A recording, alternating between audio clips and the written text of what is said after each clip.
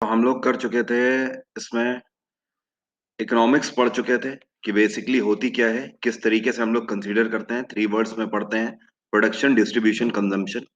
इसके बाद हम लोग types of major economics study कर चुके थे, माइक्रो और मैक्रो क्या क्या होते हैं। इसके बाद हम लोगों ने जो पढ़ा था, ये 3 टाइप्स की हमारी इकोनॉमिक्स पढ़ी थी: capital based, social based and mixed based. ये तीनों तरीके की यहाँ पर पढ़ ली थी। कोई समस्या यहाँ तक नहीं होनी चाहिए। तीनों के मैंने आपको जो सिम्टम्स थे वो भी बता दिए थे कि किस तरीके से आप पहचानोगे मिक्स्ड इकोनॉमी क्या होती है, सोशल क्या होती है, ठीक है, और कैपिटल क्या होती है। अब आगे बढ़ते हैं। देखो, इसके बाद हम लोगों ने बजट भी वैसे तो कर लिया था। बजट में मैंने आपको टाइप्स भी बता दिए थे, बजट क्या होता है, मेजर टाइप क्या है बजट के: बैलेंस्ड बजट, अनबैलेंस्ड बजट। और साथ में मैंने आपको सरप्लस और डेफिसिट बजट के साथ साथ ये सारे बजट भी पढ़ा दिए थे। इतना हमारा हो चुका था। अब आगे बढ़ते हैं। आज सबसे पहले मैं आपको बताऊंगा how to calculate national income. National income का मतलब समझ रहे हो? थोड़ा धीमे कर लीजिए, आवाज बहुत तेज आ रही है।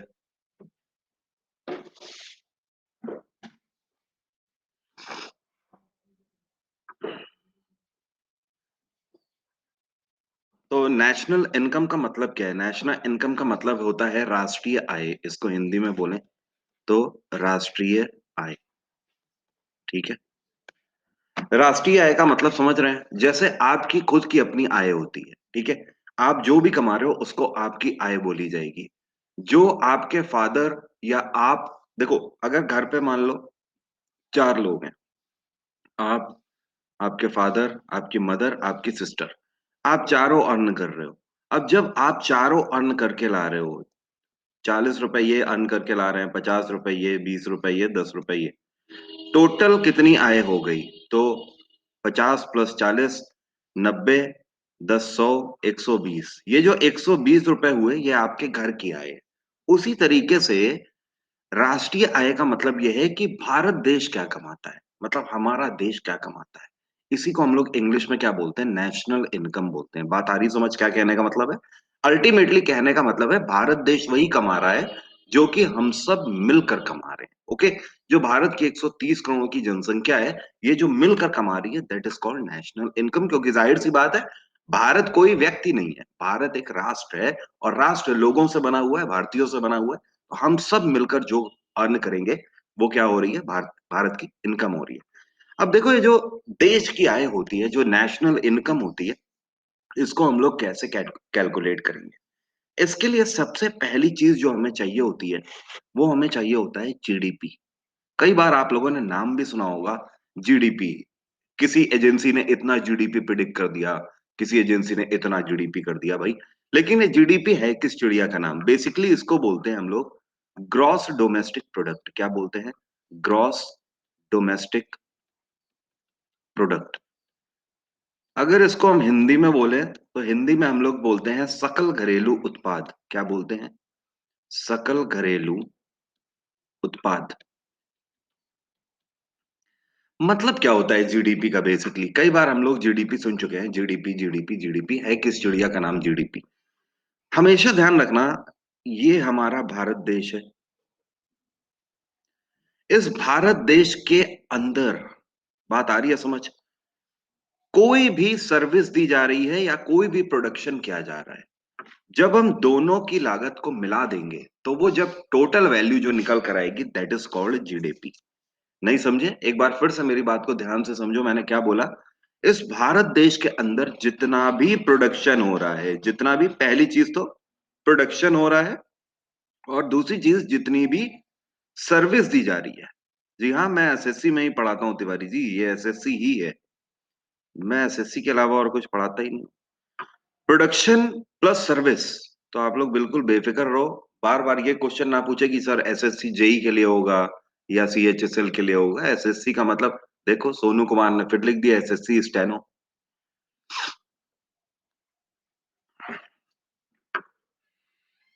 ठीक है। तो भारत देश के अंदर जितना भी उत्पादन हो रहा है और साथ में सर्विस दी जा रही है, इसको थोड़ा सा और डिटेल में समझते हैं। प्रोडक्शन का मतलब समझ रहे हो? प्रोडक्शन का मतलब यह है कि हम जितना ज्यादा प्रोड्यूस अपने देश में करेंगे चीज, ठीक है, उससे हमारी आय बढ़ेगी या नहीं बढ़ेगी? खुद सोचो। जाहिर सी बात है बढ़ेगी। एग्जाम्पल के तौर पर ऐसे समझो, आज प्रधानमंत्री नरेंद्र मोदी साहब क्यों बोल रहे हैं मेक इन इंडिया प्रोजेक्ट चलाना है हमें? मेक इन इंडिया का मेनली मतलब क्या है? मेक इन इंडिया का मतलब क्या है कि जाहिर सी बात है जितने भी हमें प्रोडक्शन करना है, ज्यादा से ज्यादा प्रोडक्शन भारत देश की सीमा रेखा के अंदर करना है। जाहिर सी बात है जब हम ज्यादा प्रोडक्शन कर पाएंगे तो ज्यादा एक्सपोर्ट भी कर पाएंगे। और जब हम एक्सपोर्ट करते हैं चीजों को, जब हम अपनी चीजों को बाहर भेजते हैं, तो उसके एवज में हम पैसा लेते हैं। और पैसा हम कौन सी करेंसी में लेते हैं? डॉलर में लेते हैं। डॉलर जब हमारे देश में आ रहा है रुपए के एवज में, तो जाहिर सी बात है हमारी आय बढ़ेगी ना। और हमारी आय अगर बढ़ रही है तो जाहिर सी बात है जीडीपी भी बढ़ेगा, ग्रॉस डोमेस्टिक प्रोडक्ट भी बढ़ेगा। क्योंकि जो ग्रॉस डोमेस्टिक प्रोडक्ट है वो मैंने बोला वो आपका प्रोडक्शन और सर्विस पर डिपेंड करता है। ठीक है। तो जीडीपी से एम्प्लॉयमेंट कैसे रिलेटेड है? सीधी सी बात है, बिल्कुल सिंपल सा रीजन है। जीडीपी जो आपकी बढ़ती है ये प्रोडक्शन और सर्विस से बढ़ती है जो कि हम अपने देश के अंदर देते हैं। अब एक बात बताइए, अगर आप अपने देश के अंदर प्रोडक्शन किसी चीज का कर रहे हो तो वो अकेले तो कर नहीं लोगे। सपोज कहने का मतलब कि आपको भैया, आपको स्लीपर बनानी है, ठीक है। आपने कहा मैं चप्पल बनाने का कारखाना लगाऊंगा, तो भैया अकेले पूरी चप्पलें थोड़ी बना डालोगे, हजारों चप्पलें अकेले थोड़ी बना लोगे। उसके लिए प्रॉपर लैंड लोगे, उसके लिए आपको ह्यूमन पावर लगेगी या नहीं लगेगी? मैन पावर लगेगी ना। और जब मैन पावर लगेगी तो आप लोगों को रोजगार नहीं दोगे? खुद बताइए, लोगों को रोजगार नहीं दोगे। आज की डेट में आपने सर्विस देने की सोची। सर्विस का मतलब एजुकेशन देना भी एक सर्विस में ही काउंट किया जाता है। एजुकेशन कोई प्रोडक्शन तो है नहीं, एजुकेशन सर्विस में ही कंसीडर करी जाती है। आपने सोचा कि आपको एक इंस्टीट्यूट या स्कूल खोलना है, तो भैया पूरे स्कूल में खुद ही थोड़ी पढ़ा लोगे। स्कूल में टीचर्स भी तो रखोगे। जो टीचर्स आ रहे हैं उन सभी को एम्प्लॉयमेंट मिल रहा है, तो एम्प्लॉयमेंट से भी इसका सीधा सीधा लेना देना है। और जाहिर सी बात है हमारी इनकम से तो लेना देना है ही है। आगे बढ़ते हैं। ये मुद्दा अभी ऐसे नहीं बनेगा, इसको थोड़ा सा हिरारकी में समझना है। मैं आपसे रिक्वेस्ट कर रहा हूं, जितने भी लोग अभी कमेंट कर रहे हो, आप इधर उधर के परेशान मत हो। मैं जानता हूँ कई सारे लोग सब्सक्रिप्शन लेके पहली बार मेरी क्लास में अभी बैठे हुए हैं। प्लीज वेट कर लो। ये समझ लो जो समझा रहा हूँ ये टॉपिक समझ आ गया तो हमेशा के लिए बन जाएगा। उसके बाद मैं सारे क्वेश्चंस के आंसर कर दूंगा। ठीक है, आज मैं क्लास भले ही पहले छोड़ दूं क्योंकि मुझे पता है साल की पहली क्लास है। इसलिए धैर्य रखो, पेशेंस रखो, कहीं नहीं मैं जा रहा हूँ। Don't worry. लेकिन इसको समझ लो, आप ऐसे मैसेज करते रहोगे, मैं पढ़ाता रहूंगा, उससे होना कुछ नहीं है। जो पढ़ने वाले हैं वो पढ़ लेंगे, आपका टॉपिक छूट जाएगा। इसलिए ऐसा मत करो, अभी मत करो। मैं अपनी तरफ से बोलूंगा, आपको कॉपी पेस्ट करके मैसेज रखने हैं, आप रख लो। जब मैं बोलूं तब एक एक करके मुझे मैं मैसेज अपने देना, मैं रिप्लाई कर दूंगा। ठीक है।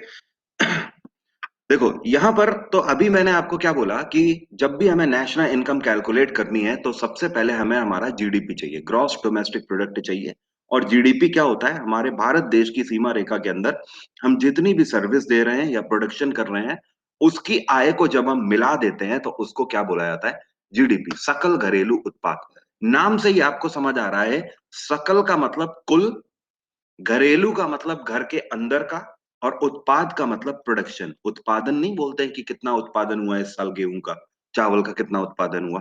तो भैया हम अपने घर के अंदर मतलब अपने देश के अंदर जितना भी उत्पादन कर रहे हैं उसका कुल अगर हम कर देंगे तो that is called GDP simply. National income calculate करने से पहले हमें एक चीज और समझनी होगी, थोड़ा यहां पर ध्यान दीजिएगा। आपको एक एग्जाम्पल मैं देता हूं। सपोज आप सभी लोग 5 मिनट के लिए मान लो कि आपको ये पेन बनाना है। क्या बनाना है? पेन बनाना है। आज आपने सोचा कि आप बिजनेस करोगे और आपको ये पेन बनाना है, मार्केट में लॉन्च करना है। ठीक है, सीधी सी बात है। जब आपको पेन बनाना है मार्केट में, तो उसके लिए आपको क्या क्या चीजें लगेंगी? सबसे पहली चीज आपको लैंड लगेगी। जमीन चाहिए कि नहीं चाहिए भैया? कहीं पर तो कारखाना डालोगे ना, कहीं पर कारखाना डालोगे ना। तो लैंड आपको सबसे पहली चीज चाहिए। मैंने मान लिया कि 5 रुपए जमीन की लागत आ रही है एक पेन के ऊपर। ठीक है। लैंड के बाद आपको क्या चाहिए? लैंड के बाद आपको लेबर चाहिए। लेबर चाहिए ना, खुद ही तो सारे काम नहीं करोगे ना, लेबर लगाओगे ना अपने कारखाने में। तो जाहिर सी बात है मैंने मान लिया कि 5 रुपए आपकी लेबर कॉस्ट भी आ गई। तीसरी चीज जो चाहिए होती है इसको बोलते हैं कैपिटल। कैपिटल बड़ी जरूरी चीज है। किसी भी व्यापार को करने के लिए, किसी भी धंधे को करने के लिए कैपिटल आपके पास जरूर होनी चाहिए, मतलब पूंजी जरूर होनी चाहिए। पूंजी का मतलब क्या होता है? पूंजी का मतलब होता है पैसा, सीधी सी बात है, जो कि आप रिजर्व में रखते हो। एग्जाम्पल के तौर पर आपने एक स्कूल खोला, ठीक है। अब स्कूल आपने खोल तो लिया, आज से 1 जनवरी से मान लो, कल से आपने स्कूल खोला है। अब आप सोचो कि आज से ही मेरी इनकम होने लगे, ऐसा पॉसिबल है क्या? नहीं हो सकता है। पहले मैंने आपको, बच्चे, बच्चों के पेरेंट्स जानते ही नहीं है, ठीक है। आपने स्कूल तो चलो मान लो आज से खोल लिया, लेकिन सत्र, जो नया सत्र है, वो तो अप्रैल से लगेगा, मई जून से लगेगा जाके। तो स्टूडेंट्स तभी आएंगे, लेकिन तब तक आप खर्चा कैसे चलाओगे? बात आ रही है समझ? ओके। क्या बोल रहे हैं? चैतन्य सर की, अच्छा, ये चैतन्य सर कौन है? मुझे नहीं पता। वेल अब देखो, एग्जाम्पल के तौर पर मैंने क्या कहा कि सपोज आप आज स्कूल खोल रहे हो, ठीक है। नया सत्र जो लग रहा है, न्यू सेशन जो लग रहा है, वो मई, मार्च, अप्रैल, मई से लगेगा। अभी जो ये 2-3 महीने बीच के हैं, इन 2-3 महीनों में आप क्या करोगे जब तक आपकी इनकम नहीं होगी? आप फैकल्टीज को तो रिक्रूट करोगे ही करोगे, आप बिजली पानी यूज करोगे ही करोगे, उनका खर्चा कहाँ से लाओगे? जाहिर सी बात है, कैपिटल से लेकर आओगे। बात आ रही है समझ? तो जब आप व्यापार करते हो, एक सही व्यापार हमेशा ये बोलता है कि आप कम से कम आप क्या करो, 6 महीने के लिए एक कैपिटल रिजर्व करके रखो।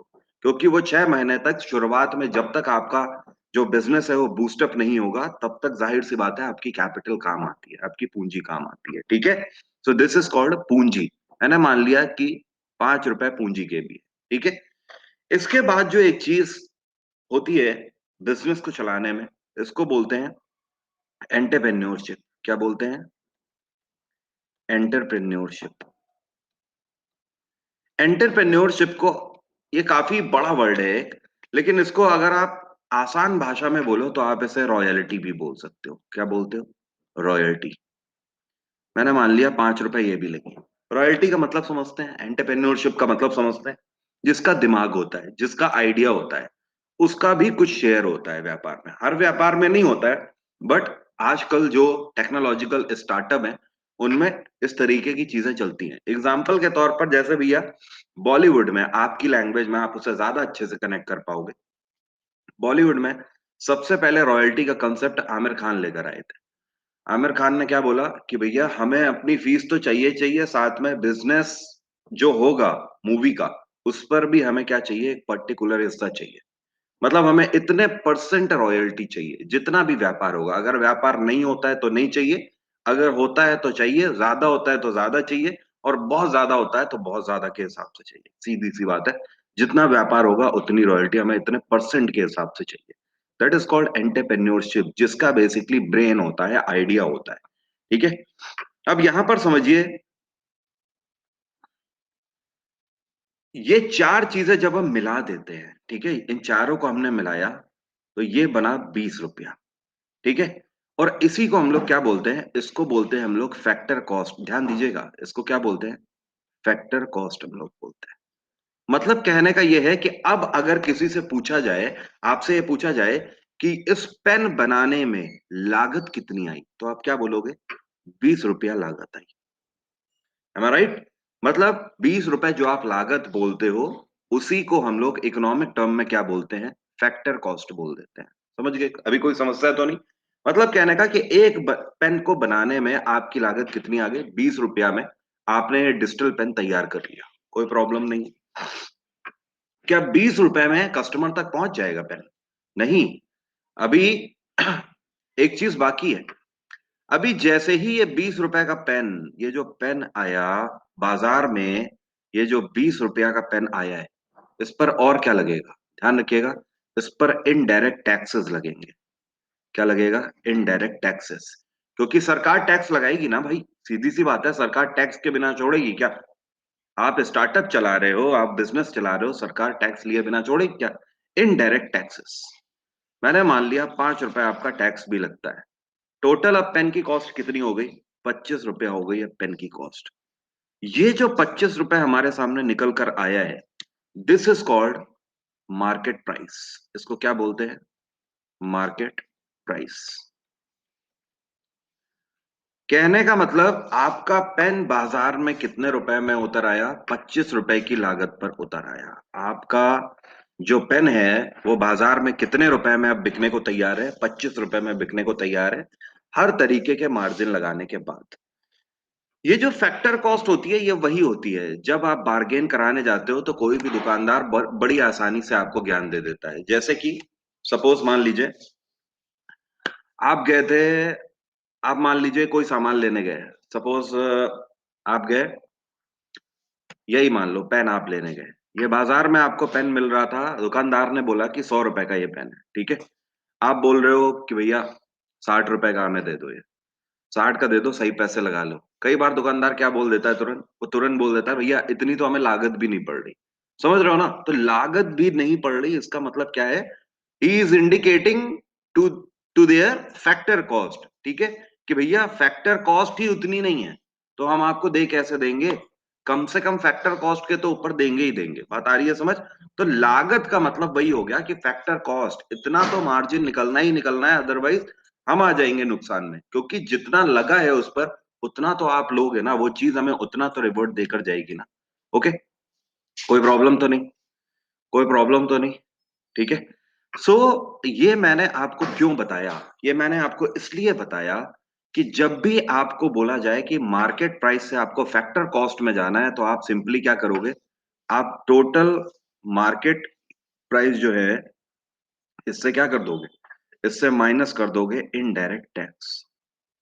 जैसे ही आप मार्केट कॉस्ट या मार्केट प्राइस से आईटी इन माइनस करोगे, तुरंत आपको क्या मिल जाएगा? फैक्टर कॉस्ट मिल जाएगी। कोई समस्या तो नहीं? कोई समस्या तो नहीं? अब इसमें एक चीज और समझिए, कई बार ऐसा भी हो जाता है कुछ बिजनेसेस में आपको सब्सिडी भी मिल जाती है।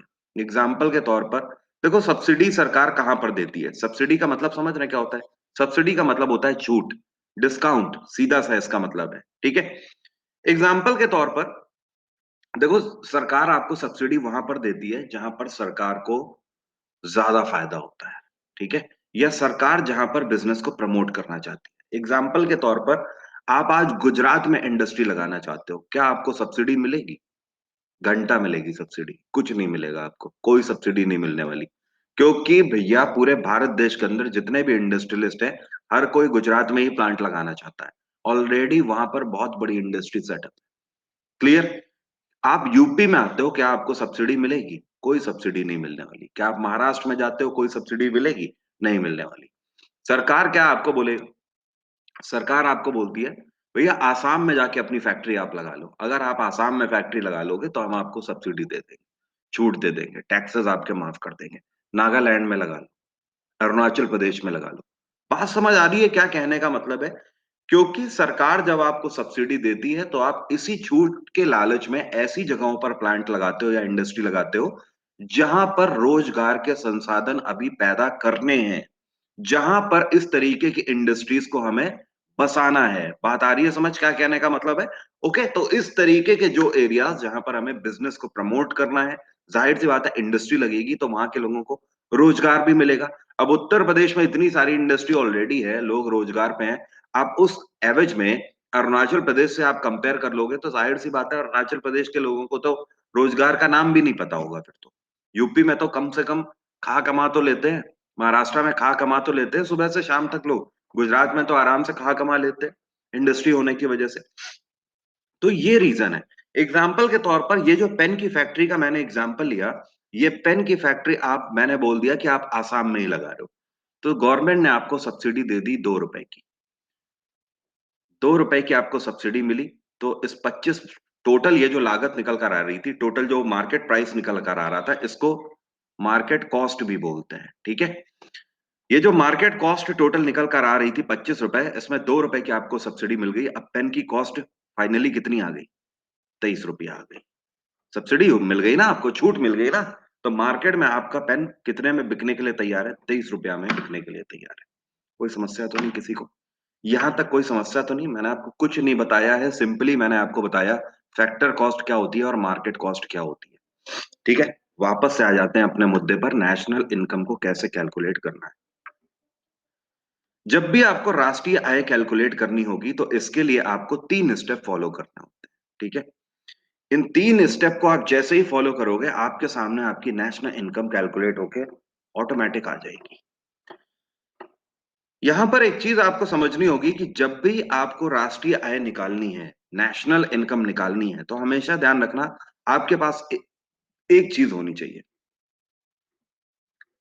क्या बोल रहे हैं फिर सर, गुजरात में क्यों लगानी, अरुणाचल प्रदेश में ही लगा लो। लेकिन केवल सब्सिडी आपको मिल रही है, आपको कठिनाइयों का सामना भी तो करना पड़ेगा, कठिनाइयों का सामना भी तो करना पड़ेगा। ओके। शिव किरण टीके का कहना है व्हाट इज जीडीपी। बेटा मैं उतनी देर से यही तो बता रहा था, 20 मिनट की क्लास हो गई, आप लेट आए हो क्या? कल से टाइम पे आइएगा। लेट आप हो, मैं नहीं हूं।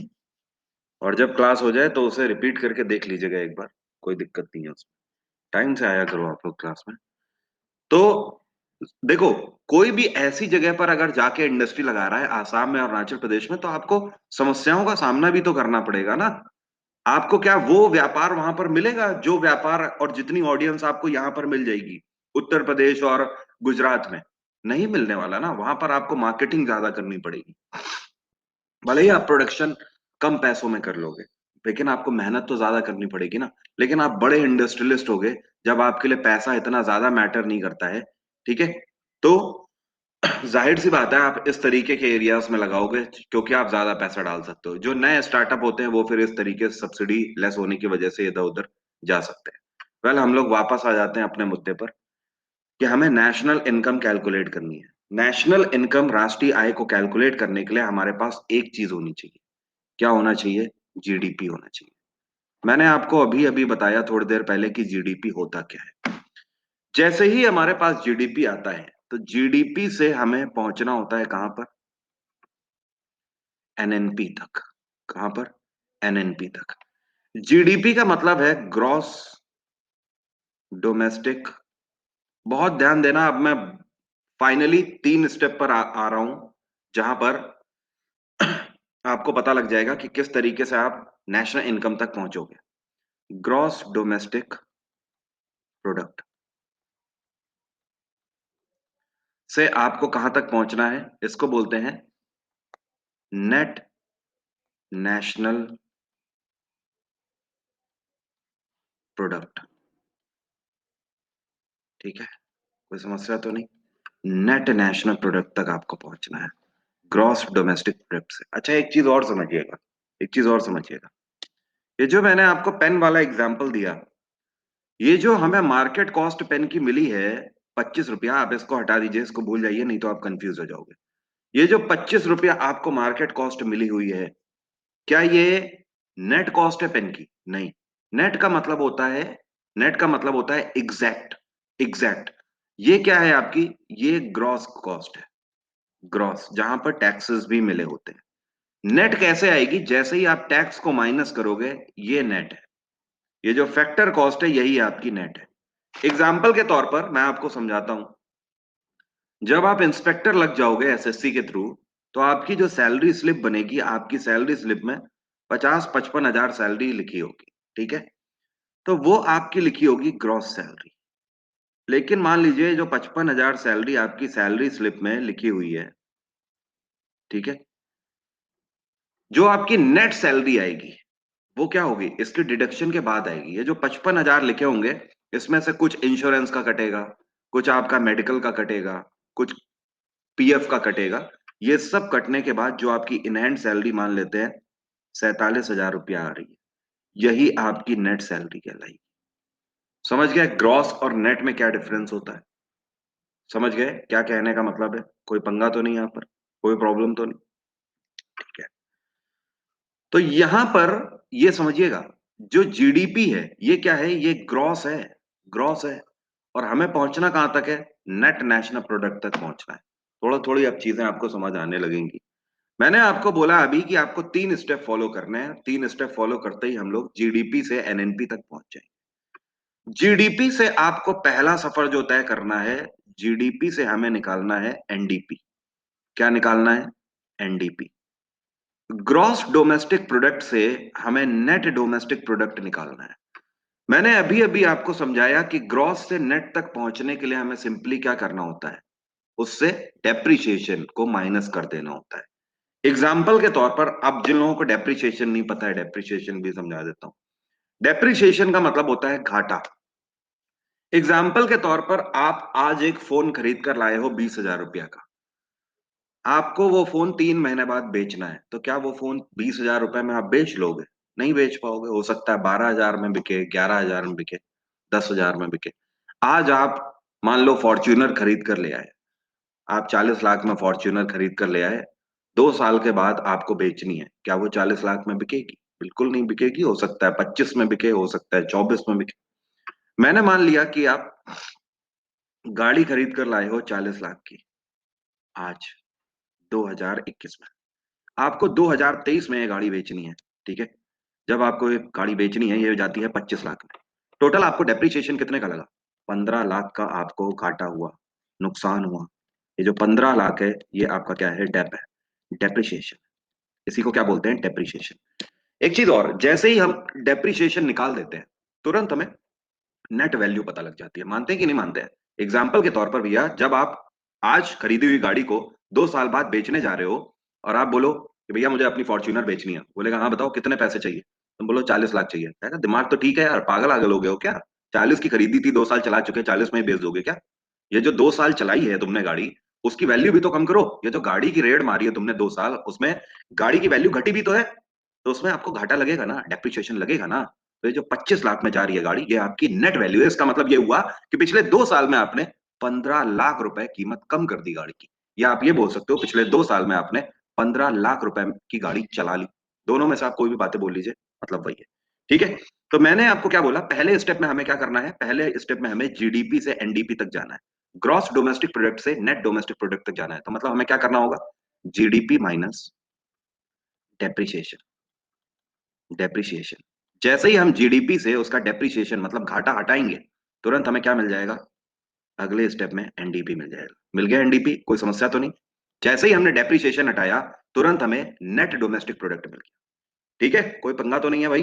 कोई समस्या तो नहीं है? मैंने आपको पिछली क्लास में भी समझाया था, आपको एसी वाला एग्जांपल दिया था, स्कूटर वाला एग्जांपल दिया था कि भाई मान लो आपकी एजेंसी है स्कूटर बनाने की, आपको आप स्कूटी बनाते हो। आपने 100 यूनिट स्कूटी की बना ली। 100 यूनिट में 80 आप बेच पाए इस साल। अगले साल नया मॉडल आ जाएगा, ये जो आपकी 20 स्कूटी बची है, ये क्या आप उन दामों में बेच पाओगे जिन दामों में आपने 80 स्कूटी अपनी बेची है? कतई नहीं बेच पाओगे। अगले साल कस्टमर दूसरा वाला मॉडल मांगेगा, तब आप इन्हीं में डिस्काउंट लगाकर बेचोगे, या बोलोगे सेल सेल सेल, ऑफर है भैया, होली का ऑफर है, ईद का ऑफर है, दिवाली का ऑफर है। यही बोल के तो बेचोगे ना। उसी को ऑफर बोल देते हो, उसी को सेल बोल देते हो। एक्चुअली तो आपको डेप्रिसिएशन लेना पड़ा है ना, आपको उसकी वैल्यू कम करनी पड़ी है। ठीक है? यहाँ पर डेप्रिसिएशन देखो, यहाँ पर डेप्रिसिएशन विमन मतलब ये है, आप स्कूटी एक पर्टिकुलर टेन्योर में नहीं बेच पाए। ठीक है? नया मॉडल मार्केट में आ गया है। ठीक है? जब नया मॉडल मार्केट में है, तो उसकी डिमांड कम हो गई ना पुराने वाले मॉडल की। जब डिमांड कम है, आपके पास सप्लाई ऑलरेडी है, कैसे दे पाओगे? मार्केट में डिमांड ही नहीं है जिस मॉडल की, कैसे उसकी खपत कर पाओगे बताओ मुझे? आपको कुछ एक्स्ट्रा देना पड़ेगा, और एक्स्ट्रा में आप क्या दे पाओगे? सिर्फ और सिर्फ डिस्काउंट ही दे सकते हो आप। बात समझ गए क्या कहने का मतलब है? ओके? तो इसमें भी तो आपको डेप लेना पड़ा ना, डेप्रिसिएशन लग गया ना आपको। ओके? जी हाँ, बिल्कुल सफिशिएंट होगा, ये भी क्लियर।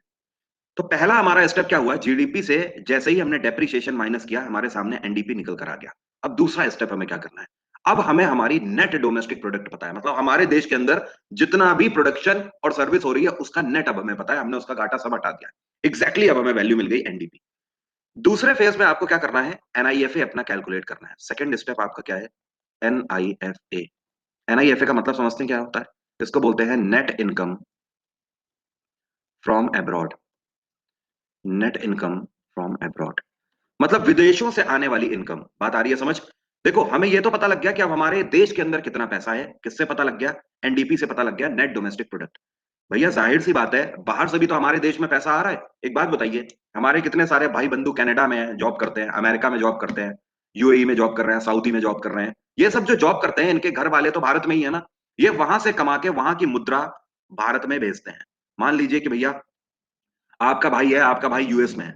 आपका भाई यूएस में कमा तो डॉलर में रहा है ना, और वो भेज रहा है ये डॉलर कहाँ? भारत में भेज रहा है।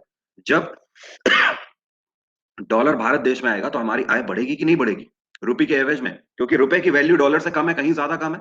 ठीक है, इस टाइम पर कितना चल रहा है, 72.19 चल रहा है करीब। ठीक है, तो जाहिर सी बात है जो हमारी जो इनकम है वो इंक्रीज होगी होगी। कुछ दिरहम भेज रहे हैं, कुछ दिनार भेज रहे हैं, तो ये जो इनकम हमारी आ रही है, this is called net income from abroad. अभी हमें नेट नहीं मिली है, पूछो क्यों?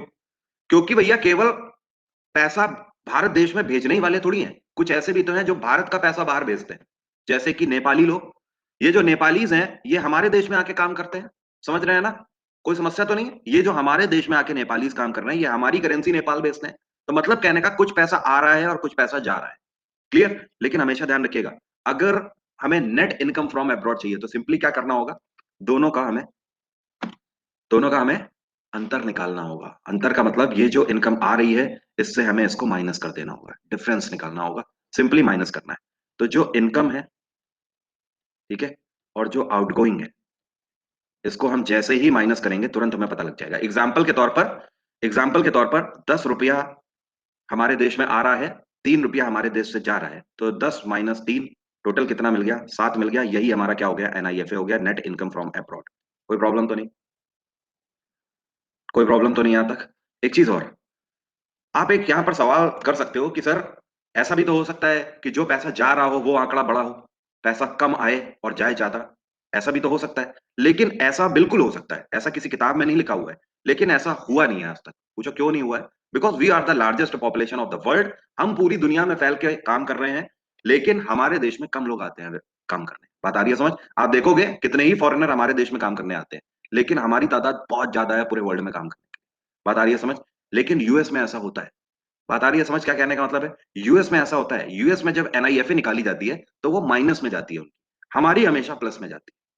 क्लियर हो गई बात, क्या कहने का मतलब है? ठीक है, अगर ऐसा हो तो कुछ नहीं, हमें माइनस करना पड़ेगा सिंपली।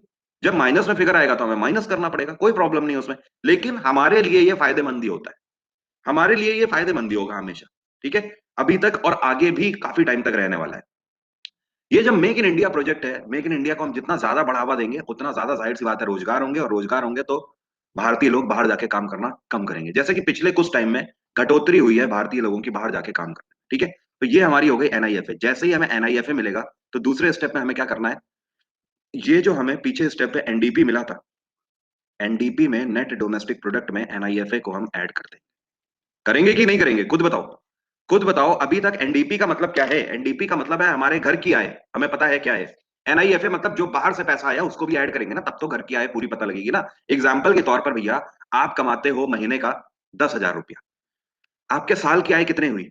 1,20,000 हुई साल की आय। लेकिन साल में एक महीने में आपका बर्थडे आता है, और बर्थडे में आपके पिताजी आपको 10,000 रुपया दे देते हैं अपनी तरफ से। तो एक्चुअली ये जो 10,000 रुपया यही तो एनआईएफए है, नेट इनकम फ्रॉम अब्रॉड, जो कि बाहर से आ रहा है, जो कि एक्स्ट्रा में आ गया बाहर से।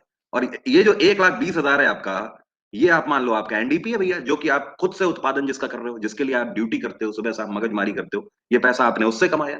ठीक है, तो ये हमारा एनडीपी था भैया, यहाँ पर 1,20,000, और 10,000 रुपया बर्थडे में आपने आपके पापा ने जो दे दिया, तो टोटल आपकी इनकम कितनी हो गई, आपकी पॉकेट की इनकम साल भर की 1,30,000, जिसमें से आपने देखा कि ये आपका एनआईएफए का एग्जाम्पल हो गया। कोई पंगा तो नहीं? समझ गए? समझ गए? दो स्टेप हमारे हो गए। जैसे ही हम एनडीपी में एनआईएफए मिला देते हैं, तुरंत हमें क्या मिल जाता है, एनएनपी मिल जाता है। क्या मिल जाता है? एनएनपी। और हमें क्या चाहिए था? हमें एनएनपी ही तो चाहिए था। चाहिए था कि नहीं चाहिए था? लेकिन अभी एक दिक्कत है, एनएनपी जो हमें चाहिए था, ये हमें चाहिए था मार्केट कॉस्ट। लेकिन एनएनपी जो हमें मिला है, ये हमें मिला है अभी क्या, माफ करिएगा, एनएनपी जो हमें चाहिए था वो हमें चाहिए फैक्टर कॉस्ट। फैक्टर कॉस्ट मतलब एग्जैक्टली कॉस्ट हमें चाहिए, चाहिए ना? लेकिन जो अभी तक हमें मिला है, ये हमें मिला है मार्केट कॉस्ट। मार्केट कॉस्ट और फैक्टर कॉस्ट में अंतर क्या है, फिर से एक बार ध्यान दो यहाँ पर। ये भैया मार्केट कॉस्ट निकाली थी, तो मतलब इसमें टैक्स से जुड़ा हुआ है। और मार्केट कॉस्ट से फैक्टर कॉस्ट तक अगर जाना है तो मैंने आपको क्या बताया था, मार्केट कॉस्ट से माइनस कर देना है इनडायरेक्ट टैक्स। आईटी आप जैसे ही माइनस करोगे आपको क्या मिल जाएगा, ये 20 रुपया मिल जाएगा, मतलब फैक्टर कॉस्ट, मतलब नेट कॉस्ट।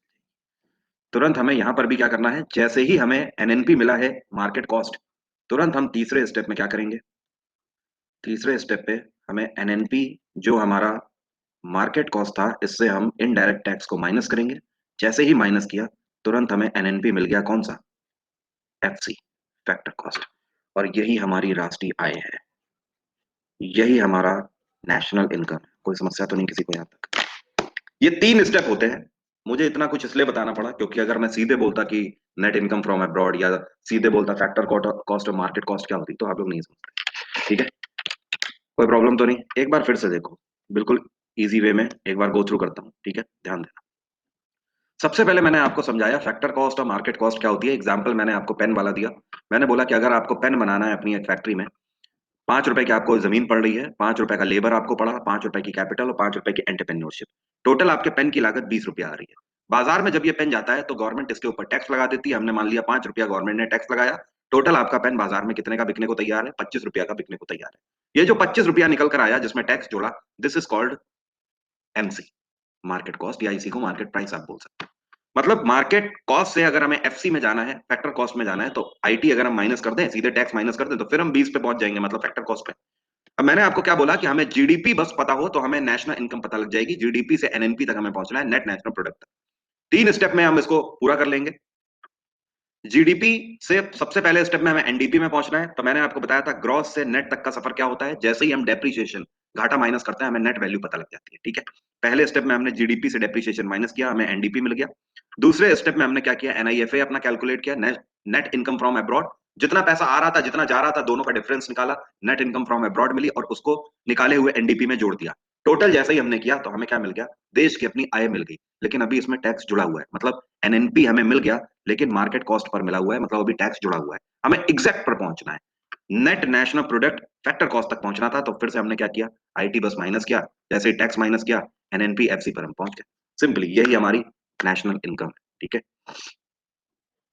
कोई समस्या तो नहीं?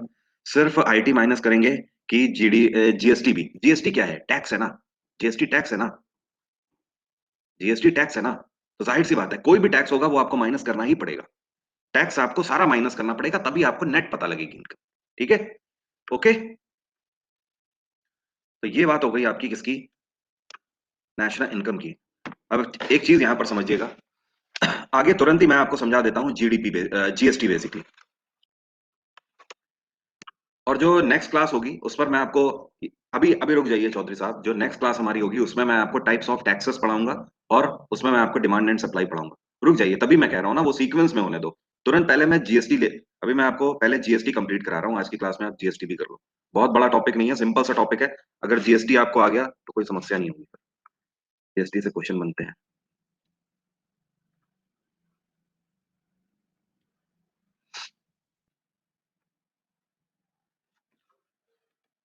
हाँ जी, जीएसटी, यहाँ पर भी थोड़ी सी कैलकुलेशन है, आपको ध्यान देना होगा। ठीक है, जितने भी न्यू स्टूडेंट हैं आप लोग परेशान मत हो, मैं एक बार फिर से बोल रहा हूँ, अभी मैं आपको टाइम दूंगा। जैसे ही बस जीएसटी हमारा हो जाए, 15-20 मिनट लगेंगे, हाँ मैं गाइड कर दूंगा आपको, सारी चीजें बता दूंगा। ठीक है, न्यू स्टूडेंट सिर्फ और सिर्फ पेशेंस रखो भैया, धैर्य रखो बस। ठीक है, अभी थोड़ी देर का धैर्य रखो बस।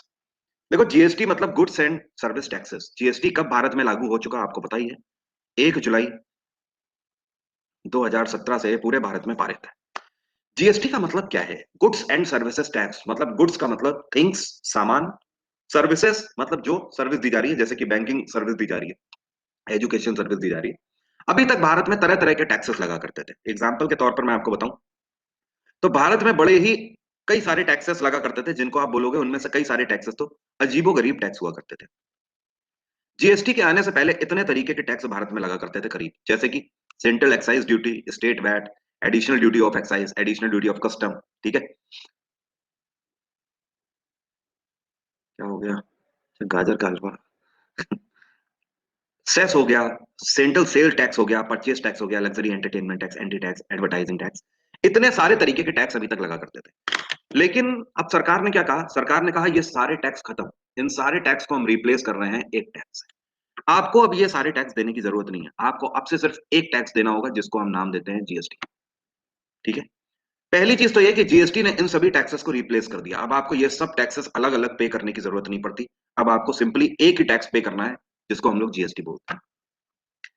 दूसरी चीज यहां पर आपको यह समझनी है, जीएसटी बेसिकली, पहले हम लोग मुद्दे पर ही आते हैं, जीएसटी और इसको कैलकुलेट करके देखते हैं, उसके बाद आपको स्लेब समझाऊंगा। आपसे क्या कह रहा है, GST is an indirect tax which was replaced many indirect taxes like sat, VAT etcetera in India. Bharat में हमारे जितने भी टैक्स चला करते थे उन सबको खत्म कर दिया गया और रिप्लेस कर दिया गया एक टैक्स से, और ये इनडायरेक्ट टैक्स है जिसको हम लोग जीएसटी के नाम से जानते हैं। जीएसटी एक्ट को पार्लियामेंट में 29 मार्च 2017 को पास कर दिया गया था और इसको 1 जुलाई 2017 से पूरे भारत में लागू कर दिया गया। ये पूरे भारत में ही अब लागू है, ध्यान रखिए। आपसे क्या कह रहा है, the beauty of GST is that it applies on same parameter for entire country. इससे पहले जो हमारे सैट वैट लगा करते थे, आपको ये जानकर हैरानी होगी कि हर राज्य में वो कम ज्यादा हुआ करता था, क्योंकि कहीं ना कहीं वो राज्य सरकारों के ऊपर भी वैरी करता था। कौन सी राज्य सरकार वैट कितना लगा रही है? महाराष्ट्र सरकार किसी चीज पर 14% लगा रही है, यूपी गवर्नमेंट 12% लगा रही है, एमपी गवर्नमेंट 11% लगा रही है। तो कहीं ना कहीं ये वैरी क्या करता था, लेकिन जीएसटी की ब्यूटी यही है कि भैया पूरे देश में अगर एक चीज के ऊपर इतना टैक्स तय किया गया है तो पूरे देश में इतना ही लगेगा। समझ गए? चाहे आप फिर हरियाणा हो, पंजाब हो, उत्तर प्रदेश हो, केरल हो, आप कहीं पर भी हो, हर जगह आपको उतना ही जीएसटी देना है। ये जीएसटी की खास बात है। अब समझिए जीएसटी और पुराने रिजाइम में डिफरेंस क्या है। सबसे मेन चीज अगर आपको इतना पता लग गया तो आपको काफी इंटरेस्टिंग लगेगा जीएसटी। अभी आपको मजा आने वाला है अगर ये कैलकुलेशन आपको समझ आ गई तो। पहले हम लोग वैल्यू एडेड टैक्स लिया करते थे, वैट लिया करते थे। बात आ रही है समझ? ओके, ये हमारा पुराना रिजाइम है, वैल्यू एडेड टैक्स जिसको आप वैट बोलते थे। वैट आपका काम किस तरीके से करता है इसको समझना। वैट आपका कास्केडिंग इफेक्ट के ऊपर काम करता है। कास्केडिंग इफेक्ट का मतलब क्या होता है? 10 रुपया है, 10 रुपए के ऊपर 2 रुपया टैक्स लग गया तो टोटल कितना हो गया? 12 हो गया। अब जो अगला टैक्स लगेगा वो 10 के ऊपर नहीं लगेगा, 12 के ऊपर लगेगा। फिर 2 लग गया, 14 हो गया। अब जो अगला टैक्स लगेगा वो 14 पे लगेगा। मतलब आप देख रहे हो टैक्स के ऊपर टैक्स लगता चला जा रहा है। This is called cascading effect. और वैट आपका इसी पैरामीटर पर काम करता था। एग्जाम्पल के तौर पर यहां पर आपको समझाता हूँ। सपोज आपको जीन्स बनानी है, ठीक है? जीन्स बनानी है, मैंने मान लिया कि आप जीन्स का व्यापार कर रहे हो।